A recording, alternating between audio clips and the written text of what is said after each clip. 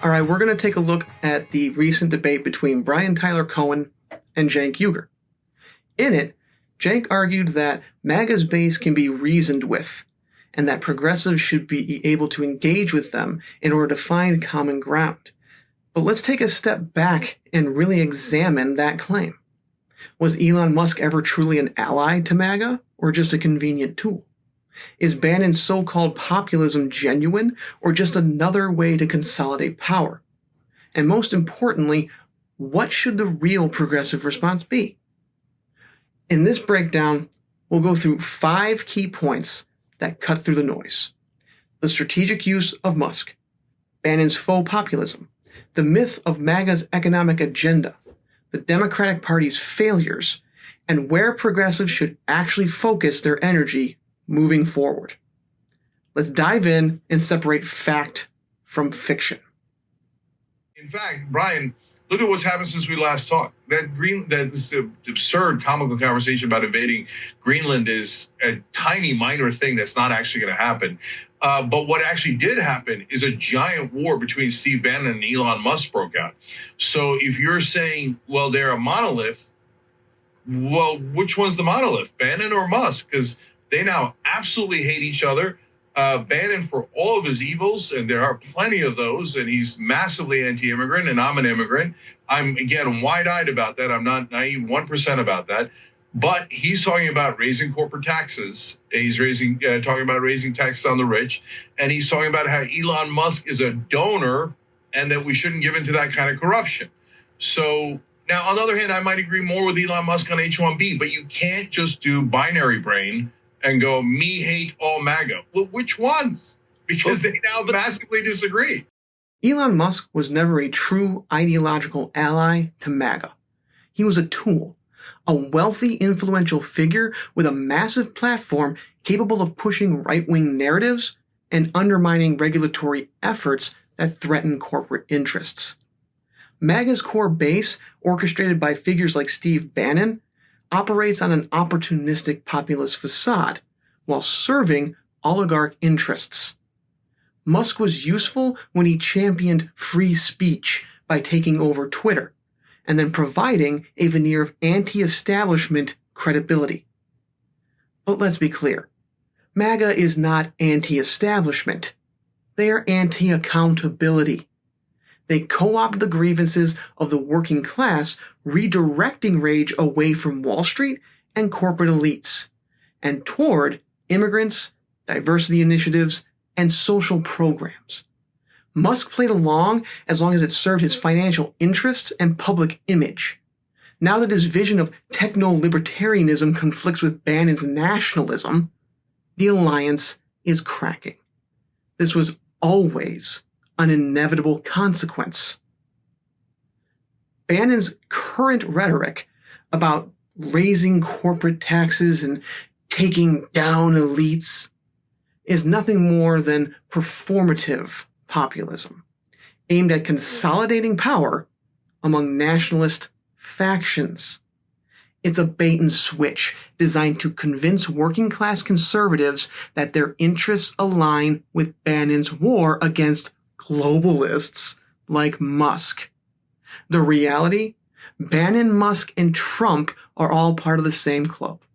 An elite cabal that exploits workers while pretending to champion their cause. From my perspective, the real threat isn't Musk or Bannon. It's the system that allows these figures to manipulate public discourse while maintaining their stranglehold on wealth and influence. Bannon's fight isn't about justice. It's about control. And the working class will remain pawns unless they wake up to the con. Let's not forget that Trump and his MAGA disciples had 4 years to prove their populist credentials, and they failed spectacularly.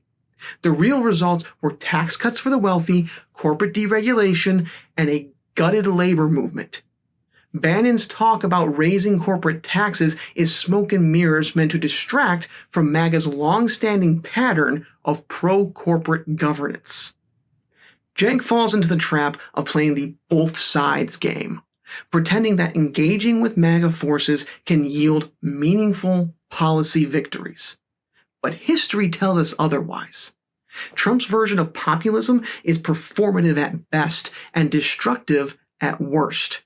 The idea that MAGA's base can be swayed into supporting progressive causes like labor rights or wealth redistribution is a fantasy.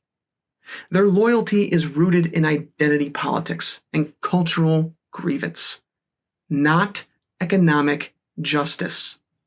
Misunderstanding that is a mistake. Now, Cenk's criticism of the Democratic Party's failures isn't wrong. Corporate centrists have stifled true progressive policies for decades, leaving working people behind. But his argument that the left must embrace MAGA and avoid yelling at them reveals a fundamental misunderstanding of who the left has always been. Cenk feeds into the conservative-driven myth that the left is inherently peaceful, passive, and accommodating. That's simply not true. The left has always been a force of resistance, and sometimes that means righteous anger and direct action. Martin Luther King himself warned against the white moderate who values order over justice. And Malcolm X made it clear that respect is earned through strength, not submission.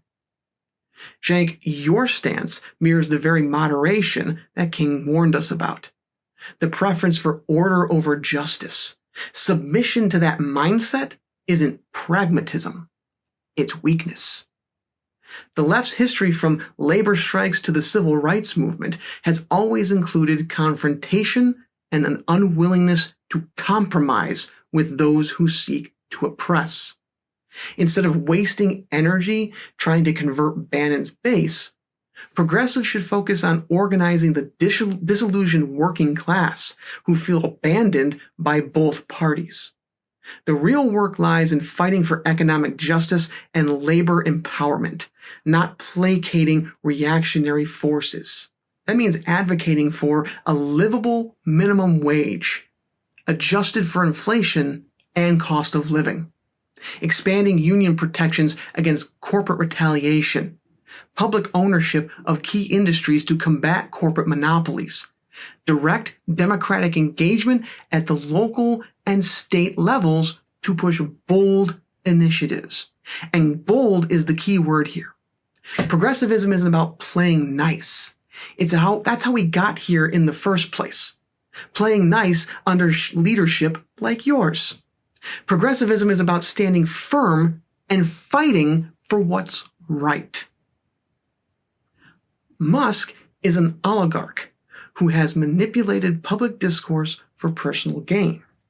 Bannon is a nationalist grifter who uses faux populism to consolidate power.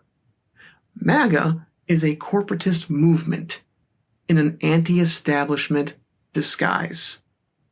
And the democratic establishment's failures should be addressed through worker-led action, not appeasement of the right. Progressivism isn't about compromise with reactionaries. It's about direct, bold action that centers on the needs of workers, not billionaires. We don't need more half measures.